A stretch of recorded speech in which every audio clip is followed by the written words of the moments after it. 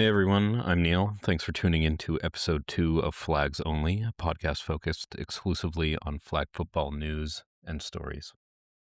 As a reminder, we also have a companion website, flagsonly.com, where you can find more content. I can't promise how often new episodes of this podcast will come out, maybe once a week or so, but I will try to add breaking news to the website as quickly as possible, so that's a good resource to try to get more stories more quickly. So to jump in for today's episode, I want to try to summarize and shed some light on what a lot of the world, I think, is finally waking up to, and that is the meteoric rise of flag football. So I want to start out by painting a picture for you. Imagine it's the year 2019. We're in Georgia, the state of Georgia, that is, not the country. It's a state with a population of about 11 million people, and not a single high school is offering girls flag football. This is 2019. Now let's fast forward to today, 2026, 7 years later. In Georgia alone, 300 schools are fielding teams, and more than 11,000 girls are playing. Okay, so in 7 years, we've gone from 0 schools to 300. So that example I just gave you is meant to be a really simple illustration of what's happening in the US and what's happening worldwide. So I really want to take some time today, take some of your time today to really dive into the explosion of flag football um, as best I can. And in particular, I think it's really, really important to emphasize how women and girls are really helping accelerate that growth in some really incredible ways. This is going to get a little technical, but when we're talking about how fast this is growing, it is important to look at the stats and the metrics to keep these things in context. So, as of I think the most recent numbers I have as of 2024, there are 7.8 million total flag football players in the US. That's across different age groups and high school, middle school, college, etc. And of those 7.8 million, 6.2 million are men, 1.6 million are women. So if you think about those numbers, women are really at this point about a quarter, maybe 25% of all participation. But the growth itself is really, really notable. So women growth from, let's just take 2022 to 2023, a few years ago, it grew 55%. As of today, 500,000 girls aged 6 to 17 are playing flag football. Over the last 10 years, the number of girls aged 6 to 12 playing has increased 283%. That's pretty wild.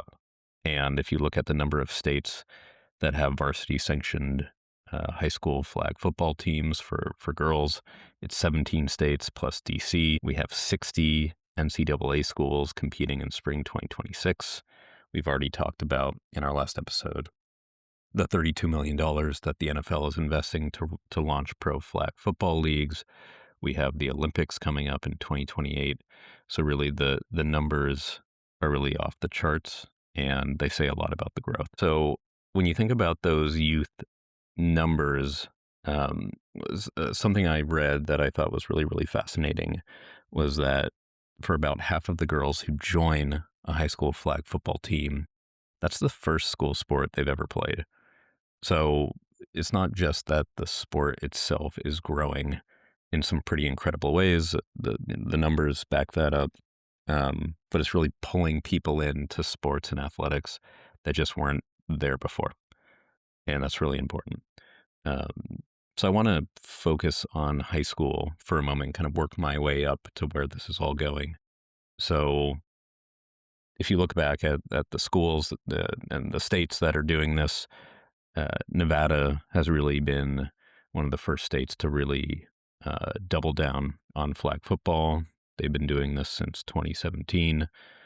They have about 1,600 participants back in 2017, and then it's really just been a wave of growth. Then Florida, Georgia, Arizona, California, New York, they've all started to sanction varsity sports, uh, varsity flag football in their sports. Let's take Illinois, for example. They now have over 100 schools doing flag football, and they had their very first state championship in fall 2024. Colorado launched flag football in 2024 with 70 schools, and they expect that number to double by 2030. So this is all happening really, really fast. And you take a look at, again, the metrics for girls in 2024 to 2025 school year. 70,000 girls competed in that school year, and that's a 60% jump from the previous year.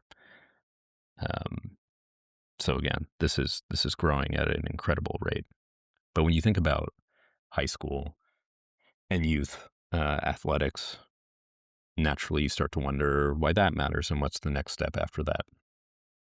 What comes after high school, everyone? Well, college. So you have this pipeline that is now being built in high school where there's an explosion of, like I said, ages 6 to 12 and then 6 to 17. All through high school, more and more states are adding programs, but it's not just happening at the high school level. So colleges as well around the country are also doubling down on flag football. I put it up on the flagsonly.com website earlier, but the NCAA has made it official that women's flag football is now an emerging sport. 40 NCAA schools have already have varsity programs. About 60 are expected to compete in spring 2026. We've already hit the threshold, but now that we've hit that threshold, we can expect full NCAA championships in the next 2 to 3 years. Nebraska is a Power 4 school that has added varsity women's flag football. USC and Arizona are adding teams as well. So the momentum is really starting to build. And not only are these schools adding these varsity programs, and we can only expect more and more, but we can also probably expect scholarships to follow. And scholarships are a really, really important way to get athletes into colleges. And so just think about the doors that are starting to open up for folks who weren't playing any kind of sport before, who weren't competing. This is just a whole new world. And the sky's the limit, as I said before. And so, okay, we've talked about youth, flag football, we've talked about high school, we've talked about college, but now let's broaden the scope even more and let's go global, because even though flag football is just, started out as a derivative of American football, and it started in the U.S., and the U.S. has won the last few flag world championships and is a favorite leading up to the 2028 Summer Olympics. And now the NFL is partnering with Tomorrow Media to start some pro leagues here in the U.S. It is really, truly a global sport. And so let me just take some time to jump into the numbers there. So not just the U.S., but you look at a global level, 20 million people play flag football in over 100 countries.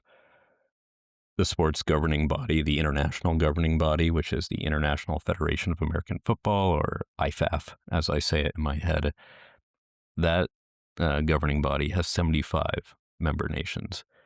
It's been a while since high school geography. I think the world has 200, 230 countries. No one fact check me on that, but if I do remember correctly, 75 countries is a lot. And you look back a couple of years ago at the 2024 IFAF World Championships in Finland, that was their biggest ever, with 23 women's national teams competing from 6 continents.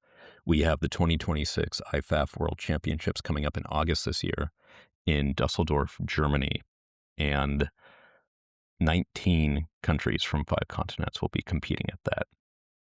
And the U.S. women's team has won 3 straight of those world championships, but Mexico is now ranked number 1. And a lot of that is due to Diana Flores, who I'm going to get to in a moment. But that's to say that the competition's real, and that I think the USA is used to dominating at certain sports, not all sports, but many of them. And flag football could and should be one of those, but it's a tough field out there. And the championship games that are coming up in 2026 in Dusseldorf in, I believe, August. So they matter for an additional reason. It's not just the booming popularity, but it is a qualifying event for the 2028 Olympics. So the USA is already automatically qualified. As we discussed in the last episode, it's going to be 6 men's teams, 6 women's teams from 6 countries each. The USA is locked in, but the countries that compete at the 2026 Dusseldorf World Championships will be able to use that as a qualifying event to get into the 2028 Olympics. So it matters. And you zoom out even more, you look at places like in Egypt, participation in flag football is up 150%, more or less. Nigeria up 85%. So this is happening. This is really happening globally. And once you start taking a sport global, and again, you have the youth pipeline, you have the high schools that feeds into college and scholarships. But now, really, we're talking about pros. We're talking about professionals. We're talking about pro athletes with influence and talent. And an example of that is the quarterback for the Mexico national team, Diana Flores. She has a great story. She started playing flag football at, I think, 8 years old. She was on the Mexico national team at 16, and she's currently the number 1 ranked women's flag football quarterback on the planet. We can certainly expect to see her in the August 2026 World Championships. Presumably, she's going to be at the 2028 Summer Olympics. But this is where, again, in that growth trajectory, and you think about growth as an S curve, this is something that they look at in tech, where it kind of happens slowly, and then all at once there's this explosion. That's going to lead to a lot of things. And I think seeing real talent, the real celebs, people who make this their profession, people who excel at it, we're only going to see more and more stories like this. And so to kind of bring it all to a close, that segue from, youth to high school to college is leading all to the pros. And again, NFL has approved a $32 million investment to launch pro leagues for men and women. That's all kind of in a build up to the 2028 Olympics. I covered that the NFL has teamed up with Tiger Woods' company Tomorrow Media to help launch that. And the idea is, again, to launch it before the 2028 Olympics. Roger Goodell, the commissioner of the NFL, was reported as saying at a conference that he's committed to creating a women's professional league. And so, with all of this happening within the next 2 years, really, we are going to be looking at a very, very different world of flag football. It's still currently chaotic. There's a lot of different leagues. There's your local leagues, there's the schools, there's the different professional leagues. The rules are all over the place depending on where you're playing. There are some overlaps, of course, but there's the Olympic rules, there's the NFL flag rules, there's the high school rules. But I do expect that over the next few years, we're really going to watch everything start to coalesce and become more unified, I expect. There's probably still going to be some different rules depending on where you're playing, of course, but do not be surprised if over the next few years things start to really change and we go from scrappy upstart leagues to full-on NCAA scholarships to professional leagues, both men and women, international competitions that are being streamed on national TV. I mean, these are things that might have seemed a little crazy a few years ago. But really, when you just think about, again, that momentum and that sea change, this is all happening. And again, you can't understate something like the Olympics. It's only 2 years away. And so we are going to see a lot happening. So I hope that was helpful. just to start to put things in perspective. I think I'm going to continue to try to add more coverage on this just because the numbers are so eye-popping and there's just so much going on that it's hard to get your hands around it. But I think it's one of the most important things in sports that folks can really think about and pay attention to. So, I hope your eyes and ears didn't glaze over going through all the numbers. I will be putting up the stats and everything I was talking about on the flagsonly.com website. So you can always go check the stats there. But I really appreciate you tuning in, and I am looking forward to the next one. Thank you, everyone.